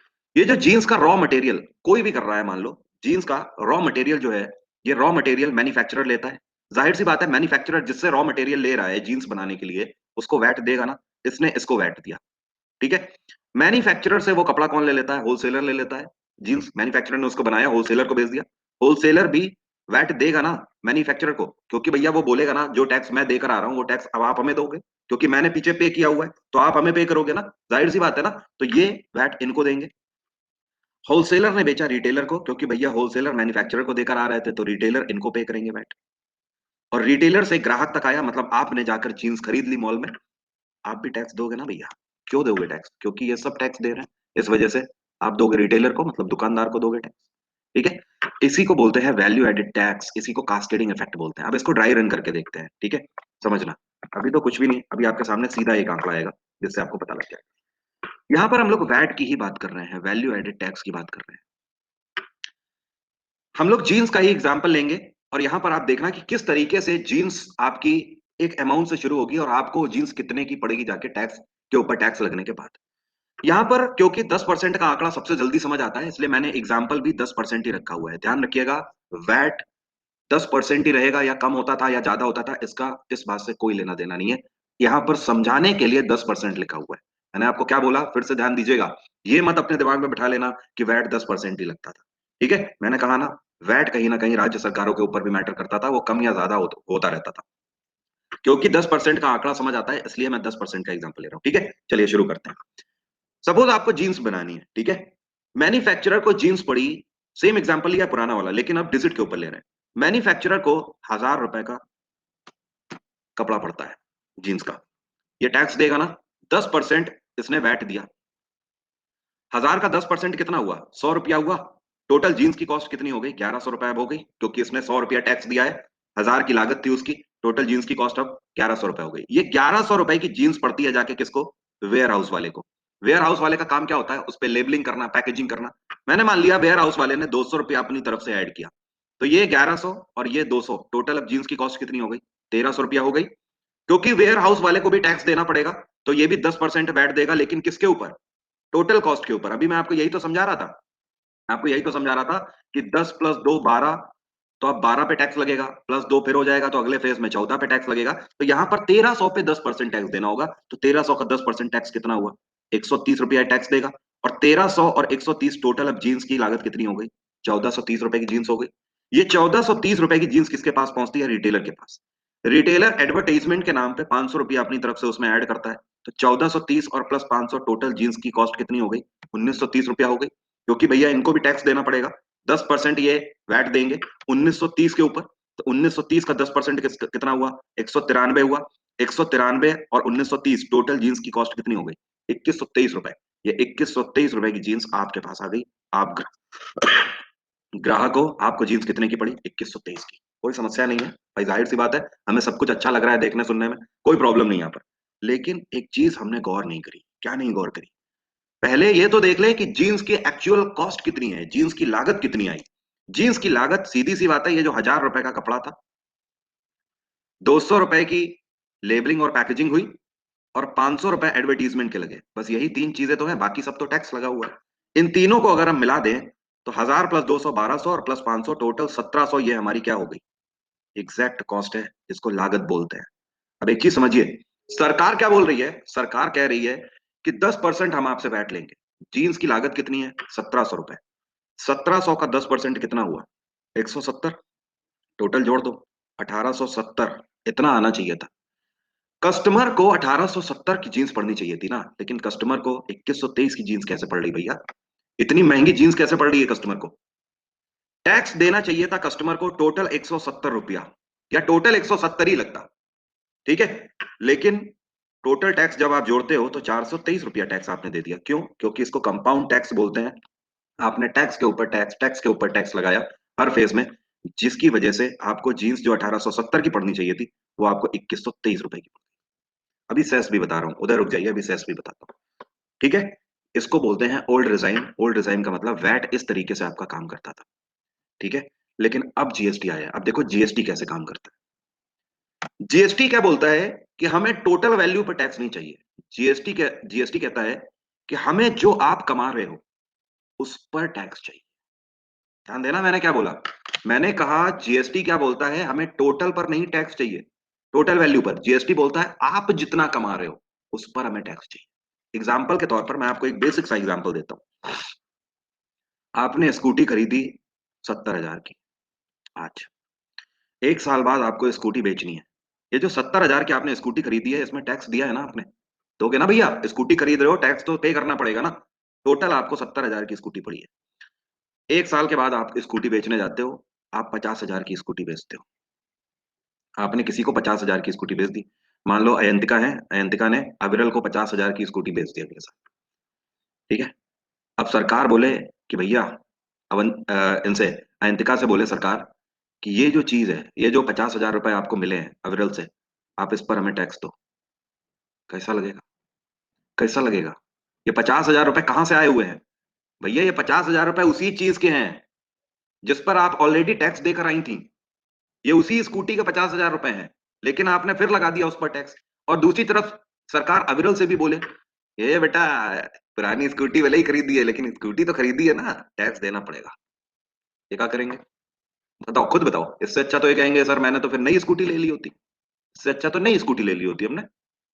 समझ रहे हो क्या कहने का मतलब है? वैट कुछ उसी तरीके का डिजाइन था, टैक्स के ऊपर टैक्स, टैक्स के ऊपर टैक्स। लेकिन जीएसटी क्या बोलता है? जीएसटी बोलता है हमसे प्रीवियस वैल्यू से कोई मतलब नहीं है। जीएसटी बोलता है आप जितना मार्जिन लगा रहे हो उस पर मुझे टैक्स दो, दैट्स इट। एग्जाम्पल के तौर पर, मुझे मुझे स्कूटी, मैंने मान लो, एग्जाम्पल के तौर पर मैंने अयंतिका से स्कूटी खरीदी 50,000 की। ठीक है, और मैंने ये स्कूटी आगे बेच दी 80,000 की। मैंने प्रॉफिट कितने का गेन किया? मैंने प्रॉफिट कितने का गेन किया? 30,000 का। सरकार बोल रही है आप हमें 10% टैक्स दोगे, तो मैं प्रॉफिट किस पर दूंगा? जीएसटी क्या बोलता है? जीएसटी बोलता है इस 80,000 पे जो आपने स्कूटी बेची है, इस पर टैक्स मुझे नहीं चाहिए। मुझे टैक्स चाहिए 30,000 पर जो आपने प्रॉफिट कमाया है, उस पर मुझे चाहिए। तो मेरा टैक्स कितना बनेगा? 3,000 रुपया बनेगा। अब आप सोच कर देख लो, वैट वाला डिजाइन क्या बोलता था? इस 80,000 पर आप मुझे टैक्स दोगे तो इसका 10% कितना बनता? 8,000 बनता। बेटा 5%, 5,000 का सीधा सीधा चूना लगता है कि नहीं लगता? आता ही समझ क्या कहने का मतलब है? जीएसटी क्या बोलता है? जितना भी आप कमा रहे हो, जितना आप अपनी तरफ से मार्जिन डाल रहे हो, उस पर आपको 10% देना होगा। प्रॉफिट तो कम से कम शो करेंगे, वो आपकी मर्जी, आप कैसे व्यापार करते हो। मैं आपको सिर्फ जीएसटी समझा रहा हूं, मैं आपको व्यापार करना नहीं समझा रहा। ठीक है, चलिए वापस आ जाते हैं। अब देखो जीएसटी कैसे कैलकुलेट होगी। जीएसटी में भी सेम एग्जांपल लेंगे, पूरा सेम एग्जांपल, तभी तो हमें पता लगेगा ना एग्जैक्टली क्या हुआ। फिर से शुरू करते हैं। 1,000 रुपए की जीन्स की कॉस्ट पड़ी उसे। ठीक है, 1,000 रुपए जीन्स के कपड़े की। देखो यहाँ पर कंपेयर करने के लिए लिया हुआ है, ये वैट कर रहा हूं कंपेयर, और ये एक्चुअल लाइबिलिटी मतलब ये जीएसटी कर रहा हूं कंपेयर। तो ये सिर्फ कंपेयर के लिए है ये वाला स्लॉट, इसको आपको सिर्फ कंपेयर करके देखना है, इसको ऐड वैड नहीं करना है। हम मेन इसको ऐड करेंगे क्योंकि अब हम जीएसटी देख रहे हैं, ठीक है। मैन्युफैक्चरर को 1,000 रुपए की लागत पड़ी, 10% उसको जीएसटी देना है, ठीक है। तो भैया 1,000 का 10% कितना होता है, 100 रुपया होता है। उसने जैसे ही जीएसटी पे किया, टोटल जीन्स की लागत कितनी हो गई, 1,100 रुपया हो गई। ये पिछली बार भी था, कोई दिक्कत नहीं थी, क्योंकि 1,000 का 10% ऐसे करो चाहे वैसे करो, 100 ही आएगा। ये जो 1,100 रुपया की जीन्स है, ये चली गई वेयर हाउस वाले को पड़ी। वेयर हाउस वाले ने देखो पहले भी 200 रुपया ऐड किया था ना लेबलिंग पैकेजिंग का, यहाँ पर भी सेम आंकड़े हैं। 200 रुपया उसने लेबलिंग और पैकेजिंग का लगाया। टोटल जीन्स की कॉस्ट कितनी हो गई, 1,100 प्लस 200, टोटल 1,300 रुपया जीन्स की कॉस्ट हो गई। इसको 10% जीएसटी देना है, 10%, लेकिन किस पर, प्रॉफिट के ऊपर, जितना वो लगा रहा है अपनी तरफ से मार्जिन ऐड कर रहा है। सरकार बोल रही है 1,300 रुपए, ये जो अब आए हैं इस पर हम नहीं टैक्स लेंगे। भैया एक बात बताओ मुझे, सोचो, ऊपर मैन्युफैक्चरर ने ये जो आपको 1,100 रुपया ये जो लागत आई है, इस पर ऑलरेडी टैक्स पे कर चुके हो। ये टैक्स फ्री हो जाना चाहिए कि नहीं हो जाना चाहिए, हो जाना चाहिए कि नहीं हो जाना चाहिए, बताइए। ये 1,100 रुपया टैक्स फ्री होना चाहिए कि नहीं होना चाहिए, उस पर ऑलरेडी आप टैक्स दे चुके हो। तो भैया अभी तक वैट में, अगर वैट के हिसाब से चलते तो 1,300 का 10% देते हुए आ रहे थे 130 रुपया। दिया है कि नहीं दिया है, देखो पहले ये 130 रुपया दिया है हमने। लेकिन जीएसटी क्या बोलता है, हमें सिर्फ मार्जिन पर चाहिए। मतलब ये जो 200 रुपए आपने ऐड किया अपनी तरफ से, इसका 10% आप दोगे, और आपने 20 रुपया दिया टैक्स। 1,300 और प्लस 20, टोटल कितनी अब लागत हो गई, 1,320 रुपए हो गई। ये 1,320 रुपए की जीन्स पड़ी रिटेलर को। रिटेलर ने अपनी तरफ से 500 रुपया एडवर्टीजमेंट के ऐड किए। तो टोटल कितने हो गए, 1,320 प्लस 500, 1,820 हो गई जीन्स की लागत। 1,820 में अभी अब आप समझो, अगर आप वैट देते तो कितना पड़ता, 182 रुपए आपको देने पड़ते। लेकिन आपको देना कितना है, 500 के ऊपर देना है, जितना आप ऐड कर रहे हो। आपको 500 का 10% देना है, 50 रुपया। 1,820 और प्लस 50, टोटल जीन्स की कॉस्ट कितनी आ गई, 1,870। और आप ग्राहक हो, आपको 1,870 की जीन्स पड़ गई। एक चीज ध्यान दी, यहाँ पर हम लोगों ने टोटल जोड़ा था, कितने की हमें पड़नी चाहिए थी, 1,870 की पड़नी चाहिए थी ना। जीएसटी से एग्जैक्टली कैलकुलेशन आ गई कि नहीं आ गई, 1,870 की हमें पड़ी। क्यों पड़ी, क्योंकि यहां से आप क्रॉस चेक इसको करके देख सकते हो। 1,000 रुपए लागत थी, इधर 200 रुपए लागत थी, और इधर 500, तीनों का ऐड किया तो जीन्स की टोटल लागत 170 है। और 10% अगर आप टैक्स दे रहे हो, तो 1,700 का 10% 170, और टोटल 1,870 की पड़नी चाहिए थी, जो कि पड़ रही है। और यहाँ पर आप टोटल टैक्स को भी जोड़ लो तो भी 170 आएगा। This is called accurate tax. समझ गए बात क्या कहने का मतलब है, समझ गए, क्लियर। आपके सामने कैलकुलेशन है पुराने रिजाइम की और न्यू रिजाइम की। न्यू रिजाइम है हमारा जीएसटी। अभी उदय ने पूछा था सेस क्या होता है सर, समझो सेस क्या होता है। यहाँ पर देखिए, मैंने अभी आपको बताया भी था, दिखाया था कि बेसिकली सेस भी पहले लगा करता था। देखो सेस ऐसा नहीं है कि आज नहीं लगता, सेस आज भी लगता है। ये देखिए, ये सेस ये है क्या, बेसिकली ये कैसा टैक्स है। सेस एक ऐसा टैक्स होता है जिसको हम किसी एक पर्टिकुलर टाइम पीरियड के लिए लगाते हैं, किसी घाटे की भरपाई करने के लिए। एग्जाम्पल के तौर पर अभी आपने देखा भैया, कोविड चल रहा था, ठीक है। कोविड पेंडेमिक भैया 6 महीने चला, हाँ दिल्ली तिवारी जी को बेहतर पता है। अब दिल्ली में किसी को कोल्ड ड्रिंक नसीब नहीं हुई, 6 महीने तक काम सूखा सूखा रहा दिल्ली के अंदर। उसके बाद भैया जैसे ही मैं खाने खुले 6 महीने के बाद, तो सरकार को जो घाटा हुआ, दिल्ली सरकार ने तुरंत क्या बोला कि अब हम जितना वो घाटा है उसकी भरपाई करने के लिए 70% सेस लगाते हैं। कितना, 70%। मतलब हर 100 रुपए की बोतल का अब हम 170 रुपया आपसे लेंगे। कोई पंगा तो नहीं। लेकिन कब तक के लिए, इन्होंने क्या बोला, सेस। सेस लगा रहे हैं, टैक्स नहीं लगा रहे हैं, प्रॉपर टैक्स नहीं लगा रहे हैं। जैसे ही सरकार बोलती है सेस लगा रहे हैं, तो आप आज के बाद समझ जाना, वो केवल तब तक के लिए जब तक उसके घाटे की भरपाई नहीं हो रही है। वो एक अलग बात है कि दिल्ली सरकार ने कहा था, अरविंद केजरीवाल साहब ने कहा था कि 6 महीने तक हम सेस लगाएंगे करीब, और 6 महीने में हमारी भरपाई हो जाएगी। लेकिन दिल्ली वासी इतने प्यासे थे कि एक ही महीने में भरपाई हो गई, और 1 महीने में ही उन्होंने सेस हटा लिया। दिल्ली वालों ने कहा हम आपकी मदद करेंगे सर, 6 महीने तक ऐसा मत करिए। दिल्ली वालों को भी पता था जितनी जल्दी खरीद के एक ही महीने में पी जाओगे उतना ज्यादा अच्छा है, तुरंत फिर से सस्ती हो जाएगी, और फिर से सस्ती हो गई, ठीक है ना। So this is called cess. एक पर्टिकुलर अमाउंट की भरपाई करने के लिए जब हम एक सर्टेन टाइम पीरियड के लिए टैक्स को बढ़ाते हैं, उसको बोलते हैं सेस, ठीक है। बाकी ये सारे टैक्सेस अब आपके हैं नहीं, कार्य ये नहीं करते। एक चीज और ध्यान रखना, इस बार का जो बजट लॉन्च हुआ है, इस बजट में ध्यान रखिएगा, 3 चीजें ऐसी हैं जिनको जीएसटी से बाहर रखा गया है, जिनमें अभी भी वैट चल रहा है। तो ये सभी लोग ध्यान रखेंगे, वैसे करंट अफेयर का भी क्वेश्चन है। पहली चीज अल्कोहल, शराब पर वैट अभी भी लग रहा है, लिख कर मतलब, ठीक है। इसको अल्कोहल तो यार वैसे भी यार, अल्कोहल तो मेडिसिन पर्पज से भी यूज किया जाता है, लिख कर लिख लीजिए, ठीक है। दूसरा हो गया आपका फ्यूल, ठीक है। और तीसरा हो गया कंस्ट्रक्शन। कंस्ट्रक्शन, इन तीन चीजों को अभी भी जीएसटी से बाहर रखा गया है। ये तीन चीजें छोड़कर बाकी सब में जीएसटी लग रहा है, ठीक है। अब एक चीज और समझिए, ये जो जीएसटी है इसको हमने कुछ स्लेब्स में डिवाइड किया हुआ है। सरकार का क्या कहना है कि हर सामान को हमने क्लासिफाई किया हुआ है, उस पर्टिकुलर सामान के ऊपर कितना टैक्स लगेगा, ठीक है। ओके, क्यों रखे हैं दूर इससे? देखो रीजन क्या है ना, हम इस पर जीएसटी इस वजह से सफलतापूर्वक अप्लाई नहीं कर पा रहे हैं क्योंकि इसमें ज्यादातर हिस्सा हम लोग क्या करते हैं, इंपोर्ट करते हैं। आप देखते हो जितनी भी वोडका वोडका है ज्यादातर रशियन वोडका प्रेफर करी जाती है, जितनी भी वाइन वाइन है सब फ्रेंच वाइन प्रेफर करी जाती है। ये सब आप देख रहे हो हम बाहर से मंगाते हैं, समझ गए। जब हम बाहर से उन्हें मंगाते हैं तो जाहिर सी बात है हमारे पैरामीटर हमें बदलने ही पड़े। कभी एक बात बताइए, कोई भी चीज जो आप बाहर से खरीद रहे हो, आज की डेट में आप धनिया मिर्ची नींबू खरीदने जाते हो बाहर से, आज आपको 10 रुपए के 4 नींबू मिले तो कल भी 10 के 4 ही मिलते हैं क्या? हो सकता है कभी कभी 10 के 2 नींबू मिलते हैं, कभी कभी 10 के 250 ग्राम मिल जाते हैं, कोई दिक्कत नहीं होती। तो भैया जो चीज हम बाहर से इंपोर्ट कर रहे हैं उसके रेट हम कैसे तय कर सकते हैं? इस वजह से। और जीएसटी क्या बोलता है? जीएसटी बोलता है कि भैया जितनी स्लेब में आ रहा है उतना ही परसेंट लगेगा, ना कम ना ज्यादा लगेगा। इस वजह से जीएसटी नहीं लेवाई हो पाता। इसी तरीके से क्रूड ऑयल, क्रूड ऑयल हम लोग सऊदी अरेबिया ईरान से खरीदते हैं, अमेरिका से खरीदते हैं, तो भैया इसके रेट भी हम निर्धारित नहीं कर सकते, समझ गए, इस वजह से। और इसी तरीके से कंस्ट्रक्शन टेक्नोलॉजीज, कंस्ट्रक्शन में टेक्नोलॉजीज भी आपकी आ जाती, जैसे कि बुलेट ट्रेन। बुलेट ट्रेन में हम लोग जापानीज टेक्नोलॉजी ले रहे हैं, तो जापान कितने में टेक्नोलॉजी हमें बेच रहा है आज और कल, हम कैसे डिसाइड कर सकते हैं? आपने देखा हमने रफाल में फ्रेंच टेक्नोलॉजी ली, तो जब हमने फ्रेंच टेक्नोलॉजी, कल को कांग्रेस की सरकार में कुछ और डील हुई थी, आज की डेट में नरेंद्र मोदी साहब की सरकार है तो कोई और डील हुई, क्योंकि वो काम उनका है तय करना पैसे, वो अपनी चीज बेच रहे हैं, तो हम उसे तय नहीं कर सकते, इसलिए हमने इनको वैट में रखा हुआ है, जीएसटी से बाहर।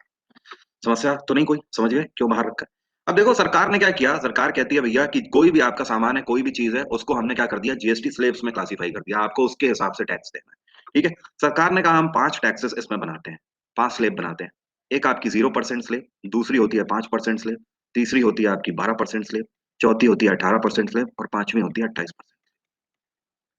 0% जो स्लेब है इसमें आपके डेली यूज के आइटम आ जाते हैं, जैसे कि सब्जी भाजी तरकारी अंडे, ये सब आप लेने जाइए, ये सब 0% स्लेब में रखे गए, ठीक है। क्या आप इनके ऊपर टैक्स देकर आते हो? कतई नहीं टैक्स देकर आते हो। आप सब्जी लेने जाते हो तो क्या टैक्स देते हो? नहीं देते हो। या फिर ध्यान रखिएगा, कोई भी खुला उत्पाद मतलब पैकेज्ड आइटम नहीं होना चाहिए। अगर वो पैकेज्ड आइटम नहीं है तो आपको उसके ऊपर टैक्स नहीं देना है, क्योंकि वो 0% स्लैब में। स्लैब का मतलब दायरा, सन्नी तोमर, स्लैब का मतलब दायरा, कि इतने परसेंट में आपकी स्लैब आ रही है, इतना परसेंट आपको देना है, ठीक है। सर बिल बिल नहीं देने से रिटेलर को जीएसटी नहीं देना देना पड़ता क्या? हाँ, वो बचा ले जा सकता है ना, जब वो दिखा नहीं रहा है तो वो बचा ले जा सकता है। और वैसे भी एक चीज और, इन ये जो आपके डेली यूजेस के आइटम है, ठीक है, इसमें वो कर भी सकता है, इसमें वो कर भी सकता है, ठीक है, ऐसा, क्योंकि सरकार ने ही ये पैरामीटर रखा हुआ है कि डेली यूजेस के जो आइटम है ये 0% स्लेब में ही रहेंगे, उस पर कोई टैक्स आपको नहीं देना है। एग्जाम्पल के तौर पर, आप रस का पैकेट लेने जाते हो जो चाय में डुबो के खाते हो, तो भैया जब भी आप रस का पैकेट लेने जाते हो, ब्रिटानिया का रस्क लेते हो, तो आपको कितना महंगा पड़ता है? 50 रुपए का पड़ता है। उसमें कितने 15-20 रस्क होते हैं, ठीक है। लेकिन एक ठेले वाला जो खुले रस्क बेच रहा होता है किलो के हिसाब से, आप 50 रुपए में इतने भर के पॉलीथीन ले आते हो कि नहीं आ जाते हो? अंतर कहाँ पड़ रहा है? अंतर इसीलिए पड़ रहा है भैया, ये जो आप ब्रिटानिया वाला ले रहे हो, ये पैक्ड आइटम ले रहे हो, इस पे वो पर्टिकुलर व्यक्ति आपसे टैक्स वसूल रहा है, क्योंकि वो अपना कारखाना या फैक्ट्री चला रहा है, जहां पर उसको टैक्स देना पड़ रहा है भारी।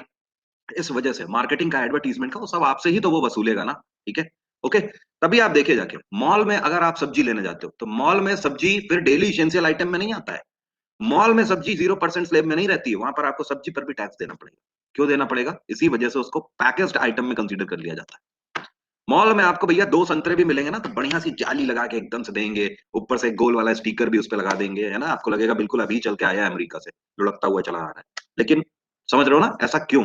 ऐसा इस वजह से क्योंकि आप पैकेज्ड आइटम खरीद रहे हो वहां पर। ये जो 5% की स्लेब है, इसमें आपके ज्यादातर जैसे स्पाइसेस वगैरह हो गए, दालें वगैरह हो गई, जितने भी पैकेजिंग आइटम है डेली इसेंशियल्स के, वो आपके 5% में आ जाते हैं, ठीक है।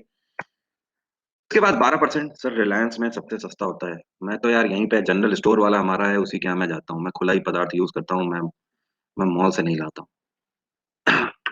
12%, अब देखो 12% में क्या होता है।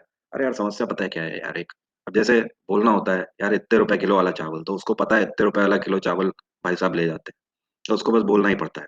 अब यार मॉल में एक चावल एक दिन खाओ, दोबारा जाके उनके नखरे सो, भैया वो वाला चावल कहाँ लगा हुआ था, वो वाला चावल वहां लगा हुआ था, पागलों की तरह मैं ढूंढ रहा हूँ वहाँ वाला चावल कहाँ लगा हुआ था, पता लगा कई बार मैं ही नहीं पहचान पा रहा हूँ कौन सा चावल लगा हुआ था। कई बार पूछो भैया वो क्या हुआ, भैया वो तो बिक गया, दूसरा ले लो। अरे दूसरा क्यों ले लूं यार, चावल खा रहा हूँ यार, मैगी थोड़ी खा रहा हूँ कि आज कैप्सिकम के साथ खा लिया, आज बटर मैगी खा लिया, आज ये मैगी खा ली, वो मैगी खा ली। चावल खा रहा है यार आदमी, खाना भी तो सही से खाए यार।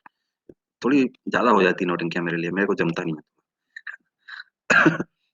अब देखो, जो ये 12% स्लैब है, इसमें आपके इस तरीके के फूड आइटम्स आ जाते हैं, जैसे कि चिप्स हो गए, कुरकुरे हो गए, बटर हो गई, म्यूनीस हो गई, इस तरीके के आपके 12% की स्लैब में रखे हुए हैं आइटम। 18% में आपकी टेक्नोलॉजिकल आइटम्स आ जाते हैं सारे। ठीक है, ज्यादातर आपकी 90% जो आपकी टेक्नोलॉजी है, टेक्नोलॉजिकल गैजेट्स हैं, ये सारे आपके आ जाते हैं 18% स्लैब में। ठीक है, अभी आपने याद होगा कुछ टाइम पहले मोबाइल्स 12% में थे, लेकिन अब मोबाइल्स को ध्यान रखिएगा 18% की कैटेगरी में कर दिया गया है मोबाइल्स को भी। ठीक है, और ये जो 28% जो आपकी सबसे हाईएस्ट स्लैब है, ध्यान रखिएगा, इसमें आपके सारे लग्जरी आइटम्स आ जाते हैं। अब देखो, एग्जाम्पल के तौर पर जैसे हम होटल्स की बात करें, ठीक है, तो होटल में जब आप एक नॉर्मल आप धर्मशाला में चले जाओ, क्या आपसे टैक्स लेता है? वो नहीं लेता आपसे टैक्स, क्योंकि नॉर्मल जो धर्मशाला है भैया, वो बनी हुई है, सैकड़ों साल पुरानी बनी हुई है, वो आपसे 5-10 रुपया, आज भी आपको पता है ऐसी धर्मशाला है, 5-10 रुपया 20 रुपया आपसे लेते हैं। आप पूरा दिन पड़े रहिए वहां पे चारपाई पे, ठीक है, आराम से नहाइए धोइए पड़े रहिए, 5-10-20 रुपया। तो ये जो है, ये आपके 0% स्लैब में आते हैं, जिनका कोई ऐसा पैरामीटर नहीं है। ठीक है, अभी आ रहा हूँ, अभी उस चीज पर भी आ रहा हूँ, आप समझ जाओगे क्या है। अब उसी तरीके से उसका दायरा थोड़ा सा और बढ़ाते हैं। एक नॉर्मल जो होटल होता है, आप उस पे वहां पे जाओगे, नॉर्मल सा ठीक ठाक सा, ओके, उसमें आपको 5% टैक्स देना पड़ेगा। जैसे ही आप 2 स्टार की कैटेगरी में जाओगे, आप 12% की कैटेगरी में आ जाओगे। और जैसे ही आप 3 या 4 स्टार की कैटेगरी में आओगे, आपको 18% जीएसटी देना पड़ेगा। और एक बार आप 5 स्टार की कैटेगरी में गए, तो आपको मैक्सिमम जीएसटी स्लेब पर आना पड़ता है, फिर आपको 28% देना पड़ता है टैक्स। समझ गए बात को? एग्जाम्पल के तौर पर यही चीज गाड़ियों में लेवाई होती है। सरकार का क्या कहना है कि भैया 20 लाख से ऊपर की अगर आप गाड़ी लेते हो, दैट मीन्स कि आप लग्जरी कार परचेज कर रहे हो, फिर आपको 28% स्लेब में ही आना पड़ेगा, आपको 28% ही देना पड़ेगा। 20 के ऊपर आप कोई भी गाड़ी लो, इवन कई बार तो आपको 28 से भी ज्यादा देना पड़ जाता है अगर आप गाड़ी इंपोर्ट कराते हो तो। समझ गए?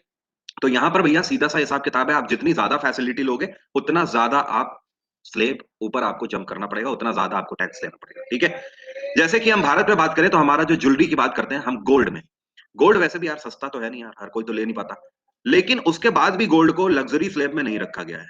गोल्ड को 18% में ही रखा गया है, लेकिन डायमंड को 28% में रखा गया है मैक्सिमम। इसका रीजन क्या है? इसका रीजन ये है भैया, चाहे सोना चाहे जितना महंगा हो जाए, हमारे देश में गरीब से गरीब व्यक्ति भी, गरीब से गरीब महिला भी एक कान में तो जरूर पहने होगी। क्यों? क्योंकि गोल्ड हमारा कल्चर है, बिल्कुल गोल्ड हमारा इमोशन है एक तरीके से। ठीक है, गोल्ड हमारे यहाँ फैशन पर्पज से यूज नहीं किया जाता। हमारे यहाँ की महिलाएं चाहे किसी भी धर्म में हो, वो गोल्ड फैशन पर्पज से यूज नहीं करती हैं, वो जरूरत है उनकी, क्योंकि हमारा कल्चर ही ऐसा है। दूसरे देशों में होगा, लेकिन हमारे देश में ऐसा है तो है भैया। हमारे देश में महिलाओं के कान सूने नहीं होने चाहिए, हाथ सूने नहीं होने चाहिए, तो हमारा कल्चर है भैया। तो वो हमें खरीदना ही खरीदना है, इस वजह से सरकार क्या बोलती है, उसको लग्जरी में काउंट नहीं करती है। इसी वजह से डायमंड को काउंट करते हैं। अब डायमंड कितने लोग पहनते हैं? डायमंड तो भैया उंगलियों में गिने चुने लोग पहनते हैं। मुट्ठी भर लोग पूरे देश में डायमंड पहन रहे हैं, अदरवाइज अमेरिकन डायमंड और जर्किन ही पहन रहे हैं। जो मेन डायमंड है, जो एक्चुअल डायमंड है, वो कुछ ही लोग पहन पाते हैं। इस वजह से इसको लग्जरी आइटम में रखा गया है। ठीक है, इसी तरीके से हर कैटेगरी में स्लेब्स डिवाइडेड है। जैसे कि आप देखते हो, आप इस टाइम पर ऑफलाइन इंस्टीट्यूट्स में जाइए, आपको 5% जीएसटी देना होगा या 12% जीएसटी देना होगा। लेकिन जैसे ही आप ऑनलाइन एजुकेशन में आते हो, आपको अन अकेडमी में कितना देना पड़ा है? 18% जीएसटी। क्यों? क्योंकि अब आप लग्जरी पढ़ाई ले रहे हो, आप लग्जरी की ओर बढ़े थोड़ा सा, इसलिए आपको 28%, ध्यान रखिएगा, सॉरी 18% जीएसटी देना पड़ रहा है। क्यों आपको जीएसटी देना पड़ रहा है? क्योंकि आपको घर बैठे फैसिलिटी भी तो मिल रही है। 24/7 आप कभी भी क्लास दे सकते हो, लेक्चर आपको रिकॉर्डेड मिल रहे हैं, सारी चीजें आपको घर बैठे मिल रही है। एडुकेटर भले ही उठ के बैठा हुआ है, लेकिन आप रजाई के अंदर आराम से मस्त हो, मोबाइल लेके। मैगी भी चल रही होगी कुछ लोगों की, कुछ लोग अभी रस ठूस रहे होंगे, कुछ चाय पी रहे होंगे, चल रहा है ना ऐसा, तो होता है। तो आप ये देखिए कॉफी ले रहे हैं, तो डिपेंड करता है। ठीक है, इस वजह से अब देखिए एक चीज और, जीएसटी में स्टेट और सेंट्रल का क्या पैरामीटर है, ध्यान रखिएगा हमेशा, सीधा सीधा यहां पर 50-50% का पैरामीटर है। सीधा सा जीएसटी समझना इसीलिए बहुत आसान है। पुराना जो वैट था रिजाइम, वो काफी मुश्किल था समझना, लेकिन जीएसटी समझना बिल्कुल सिंपल है।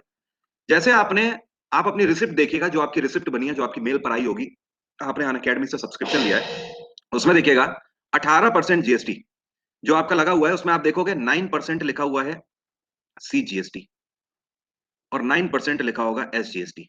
देखिएगा, सीजीएसटी मतलब सेंट्रल जीएसटी और एसजीएसटी मतलब स्टेट जीएसटी। ये जो 18% आपने पे किया है, इसका 9% सेंट्रल गवर्नमेंट को जाएगा और 9% इसका राज्य सरकार को जाएगा। ठीक है, कोई समस्या तो नहीं, कोई प्रॉब्लम तो नहीं आता? अब देखो यहां पर एक चीज समझिएगा, सीजीएसटी, एसजीएसटी और आईजीएसटी क्या होता है। सीजीएसटी, जीएसटी का वो हिस्सा है जो कि केंद्र सरकार के खाते में जाता है, सेंट्रल गवर्नमेंट के खाते में। एसजीएसटी वो होता है जो कि राज्य सरकार के खाते में जाता है। ओके। और आईजीएसटी क्या होता है? आईजीएसटी तब लगता है जब आप इंटर स्टेट में बिजनेस करते हो। इंटर स्टेट का मतलब क्या हो गया? आप हरियाणा में आपने टायर बनाने की फैक्ट्री लगाई, ठीक है, और आप केरल में भी टायर बेच रहे हो, कर्नाटक में भी टायर बेच रहे हो, ठीक है, जेएनके में टायर बेच रहे हो, आसाम में टायर बेच रहे हो, अब आप किस में आ जाओगे? आईजीएसटी की कैटेगरी में आ जाओगे, इंटर स्टेट में। ठीक है। एक चीज और, इंटर स्टेट में आप इंटरनेशनल बाउंड्रीज भी पार कर सकते हो। सपोज आप टायर बना रहे हो, आप एमआरएफ आपकी कंपनियां मान लेते हैं, आपने चेन्नई में अपनी यूनिट खोली हुई है। अब आप दूसरे देशों में टायर बेच रहे हो, थाईलैंड भी आप बेचते हो, बांग्लादेश भी बेचते हो, यूएई में भी बेचते हो अपने टायर। तो अब आपको क्या देना होगा? अब आपको आईजीएसटी देना होगा। एक चीज ध्यान रखिएगा, जब आप आईजीएसटी में, तब तो अन अकेडमी होगा, बिल्कुल अन अकेडमी में एक तरीके से आईजीएसटी ही लेवाई हुआ है, ठीक है, आईजीएसटी लेवाई हो रहा है, क्योंकि अन अकेडमी आपकी कर्नाटक सरकार के अंतर्गत आ रही है। अन अकेडमी का हेडक्वार्टर का है बेंगलोर में, कर्नाटक सरकार में, लेकिन वो सर्विस हर राज्य में दे रही है। ठीक है। ओके। अब एक चीज और यहां पर समझिएगा, इंटरनेशनल बाउंड्रीज को जब आप क्रॉस करते हो तो यहां पर ध्यान दीजिएगा, इंटरनेशनल बाउंड्रीज में जो आईजीएसटी है, इसको निर्धारित नहीं किया गया। जैसे मैंने अभी आपको क्या बोला कि सीजीएसटी और एसजीएसटी आपके निर्धारित है, आप जितना भी दोगे 50-50%, 50-50% आपको देना होगा। लेकिन जब आप एक्सपोर्ट करते हो तो उस केस में आपको सीजीएसटी एसजीएसटी के साथ आईजीएसटी भी देना पड़ता है। आईजीएसटी निर्धारित नहीं होता। एग्जाम्पल के तौर पर समझिए, मान लीजिए कि आप चेन्नई में टायर बना रहे हो, मतलब तमिलनाडु, ठीक है, जो आपने फैक्ट्री लगाई हुई है टायर बनाने की, आप जितना प्रोडक्शन कर रहे हो, आज होगी, आज मैंने किया भी तो हुआ है, टेलीग्राम पे अपडेट कर दिया भैया, अगली दोनों क्लासेस पॉलिटी की है, दोपहर 3 बजे वाली और शाम को 7 बजे वाली भी। जो आपने तमिलनाडु में टायर बनाया हुआ है, जो आपकी फैक्ट्री है, वहां पर आप क्या दोगे? वहां पर आप सी जीएसटी और एस जीएसटी दोगे ना? पक्का दोगे, क्योंकि आप प्रोडक्शन कर रहे हो। लेकिन जैसे ही आप तमिलनाडु के कोस्टल एरिया पर जाओगे, ठीक है, यहां से आप कोस्ट से, मतलब देश की सीमा रेखा से इसको बाहर निकालना चाहोगे, तब आपसे सरकार एक टैक्स और मांगेगी, आईजीएसटी। आईजीएसटी निर्धारित नहीं होता। क्यों नहीं निर्धारित होता? क्योंकि आप अपना टायर बांग्लादेश भी बेच रहे हो, ठीक है, और आप अपना टायर थाईलैंड में भी बेच रहे हो। आप दोनों देशों में से कहां पर आपको ज्यादा टैक्स देना पड़ेगा, ज्यादा आईजीएसटी देना पड़ेगा? जाहिर सी बात है, आपको थाईलैंड में देना पड़ेगा, बांग्लादेश तो बराबर में है भैया, बांग्लादेश से हमारे पैक्ट भी बहुत सारे साइन है। तो यहाँ पर जो ड्यूटीज हैं कम लगेंगी बांग्लादेश में, आपको बांग्लादेश क्या करना होगा, कम आईजीएसटी लगेगा। लेकिन जब आप थाईलैंड बेचोगे तो आपको ज्यादा आईजीएसटी देना पड़ेगा। ठीक है, इस वजह से आईजीएसटी आपका निर्धारित नहीं है, बट सीजीएसटी और एसजीएसटी आपका 50-50% पे निर्धारित है। आप जितना भी देते हो जीएसटी उसमें, ठीक है, उसमें सीजीएसटी और एसजीएसटी दोनों 50-50% लग जाते हैं। अभी की बात यहीं तक रहेगी। जितने भी न्यू कैंडिडेट हैं वो मेरी बात अब ध्यान से सुनिए। जितने भी न्यू कैंडिडेट हैं जो कि आज पहली बार क्लास अटेंड कर रहे हैं, क्योंकि बहुत सारे नए कैंडिडेट होंगे, मेरी बात समझिएगा। जनवरी 10 से 12 तक न्यू बैच स्टार्ट हो रहा है मेरा, न्यू जीएस बैच, बिल्कुल नए कैंडिडेट के लिए। अभी करीब एक हफ्ता है, एक हफ्ते तक जो भी क्लास चल रही है वो सारी क्लास आपको करनी है। आपको क्लासेस कोई नहीं छोड़नी, क्योंकि पे कर चुके हो ना, तो अपना नुकसान क्यों करोगे? आज इस क्लास को आपने अटेंड किया, कुछ तो सीखने को मिला ना, जीएसटी सीखने को मिल गया। जीएसटी से पहले अभी आपने नेशनल इनकम कैलकुलेट करना कैसे सीखते हैं ये सीख लिया। ऐसे ही हर क्लास में आज सीखोगे। अभी दोपहर में 3 बजे भी एक पॉलिटी की क्लास है, रात में 7 बजे भी है शाम को क्लास पॉलिटी की। कुछ ना कुछ सीखने को मिलता रहेगा। जो ये नया बैच आपका 10 से 12 तारीख से स्टार्ट होगा, फिर वो आपको लग के करना है, जिसमें हिस्ट्री, पॉलिटी, ज्योग्राफी, साइंस सीखो। हर एक चीज मैं यहाँ पर चलाऊंगा। सबसे पहले हिस्ट्री, फिर पॉलिटी, फिर ज्योग्राफी, फिर साइंस, फिर इको। ठीक है, मैं लिंक दे दूंगा नरेंद्र मोदी साहब, मैं लिंक दे दूंगा। मैंने कहा ना, अभी बैच लॉन्च नहीं हुआ है, बैच 5 से 6 तारीख तक लॉन्च हो जाएगा, और 10 से 12 से ये स्टार्ट हो रहा है। ठीक है। एक चीज और ध्यान रखिएगा, इसके अलावा भी जो भी क्लासेस चल रही हैं उन सारी क्लासेस को अभी आप फिलहाल 10 से 12 तक करिए। फेयर का बैच लॉन्च होगा है 15 से 20 जनवरी तक लॉन्च होगा। तो फिलहाल आपको एक हफ्ते तक ऐसे ही क्लासेस चलाते रहना है। से देखिए, वो तो दिखेगा, आपको दिखनी चाहिए, ऐसा होता नहीं है। आप ठीक से देख नहीं रहे होंगे, एक बार देखिए, ना हो तो अगली क्लास में बताइएगा, मैं करवाता हूँ। 24 दिसंबर वाली क्लास नहीं चल रही है, 24 दिसंबर को क्लास ली थी मैंने। ठीक है, मैं दिखवाता हूँ उसको भी। सर ये मोनोपोली और ऑलिगोपोली, ओके प्रतीक, नेक्स्ट क्लास बस आने दीजिए, ठीक है, अगली क्लास कल होगी, कल एक बार ध्यान दिला दीजिएगा। तो कल मैं टैक्सेस के साथ साथ आपको ये भी डिस्कस कर दूंगा। मैं इंटेलिजेंस ब्यूरो के लिए भी प्रिपेयर हो रहा हूँ, करंट अफेयर की क्लास है जी, हाँ बिल्कुल सफिशिएंट होगा, टेंशन ना लो। करंट अफेयर आप लोग जो भी पढ़ रहे हो उसके लिए बिल्कुल टेंशन ना लो। जो भी मेरे चैनल से करंट अफेयर पढ़ रहे हैं आप उसके लिए टेंशन ना लो, कोई भी एग्जाम दे लेना जाके। GST tax structure impact on economy this. अच्छा, शैलेश का पूछना है, शैलेश का एक काफी जेन्युइन क्वेश्चन है कि सर ये जो जीएसटी है, एक बात सोचने वाली है, जाहिर सी बात है यार, दिमाग में तो आती है ना कि यार ये जो जीएसटी है, सरकार वैट पर हमें चीजें ज्यादा देनी पड़ रही थी, ठीक है।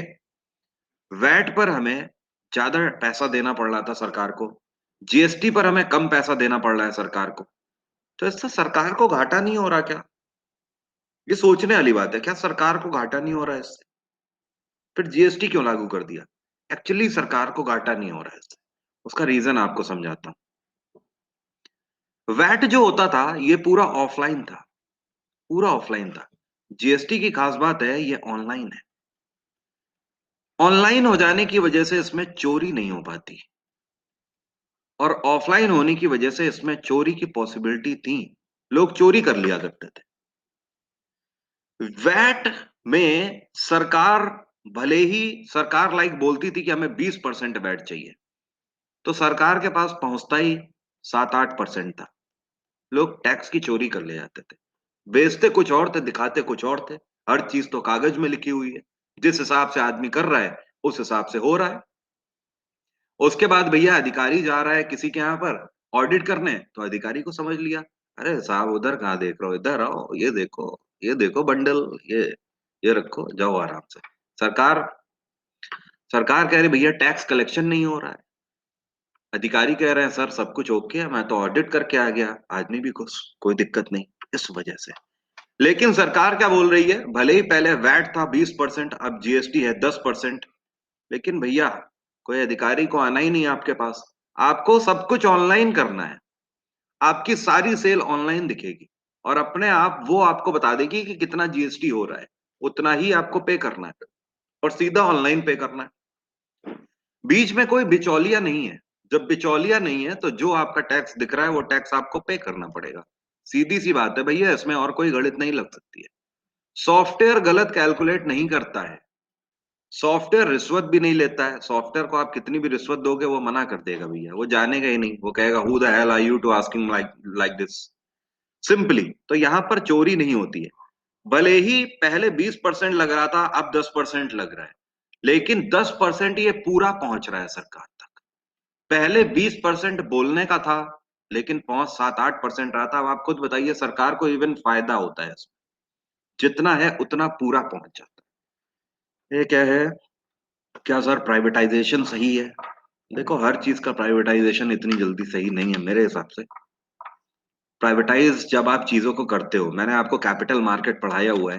कैपिटल कैपिटल मार्केट की खास बात क्या होती है, वहां पर आपको सर्विस भी वैसी ही मिलनी चाहिए। एक बात बताइए मुझे, न्यू मोटर व्हीकल एक्ट आ गया, न्यू मोटर व्हीकल एक्ट, जिसमें चालान, जो अभी तक 3-3 हजार के चालान थे, अब उसको 10-10 हजार के चालान कर दिए गए हैं। ठीक है, कोई दिक्कत नहीं है, बढ़िया है। 3 गुना ज्यादा आपने बढ़ा दिया है चालान। 3 गुना ज्यादा, रोडों की हालत भी तो सही होनी चाहिए। मानते कि नहीं मानते हैं?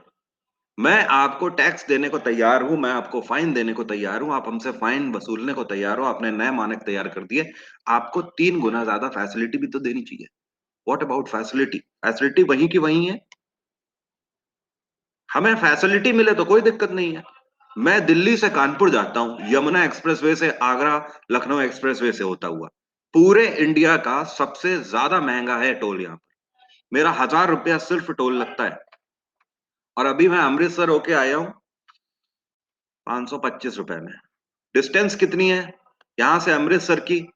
520 किलोमीटर। और यहां से कानपुर की डिस्टेंस 470 किलोमीटर पड़ती है। 470 का मैं दुगना टैक्स देता हूं, जबकि, और 520 का मैं 525 रुपए टैक्स दे के आया। लेकिन पता है क्यों? क्योंकि भैया, ये जो 1000 रुपए मैं देता हूं ना, इसके अपने मजे हैं, क्योंकि वहां पर मुझे सर्विस मिल रही है। वो जो 470 किलोमीटर है ना, वो मैं तय कर लेता हूँ 4.5-5 घंटे में। लेकिन ये 520 किलोमीटर है ना, ये मैं तय कर पाता हूँ 8 से 9 घंटे। रीजन है रोड्स और सर्विसेज। सर्विसेज अगर मिल रही हैं तो कैपिटल मार्केट सही है, मतलब प्राइवेटाइजेशन सही है। जब सर्विस ही नहीं मिल रही तो प्राइवेटाइजेशन फिर सही नहीं है। समझ गए बात को? अगर ट्रेनों में प्राइवेटाइजेशन आप कर रहे हो तो ट्रेनों की फैसिलिटी भी वही होनी चाहिए फिर, जैसे कि दिल्ली मेट्रो आती है हर 5 सेकंड का मतलब 5 सेकंड में एक एक सेकंड का भी फिर फर्क नहीं होना चाहिए। कस्टमर अगर आपको पे कर रहा है तो आपको सर्विस देनी हो, ये सही तरीका है। ठीक है। तो प्राइवेटाइजेशन इतनी जल्दी हर एक चीज पर नहीं सही है, नहीं सही है। यूट्यूब वाला करंट अफेयर एनटीपीसी एग्जाम के लिए सफिशिएंट है। देखो एनटीपीसी वालों के लिए मुझे एक बात करनी है आपसे, मैं वैसे ऑनलाइन आकर भी ये चीज बोलने वाला हूँ आज। एनटीपीसी का जो रिव्यू आ रहा है कहीं से भी करंट अफेयर पूछी जा रही है, 2020, 2019, 2018, कहीं से भी पूछी जा रही है। 2018 की भी पूछ रहा है। अब आप बताओ कैसे आप पकड़ पाओ।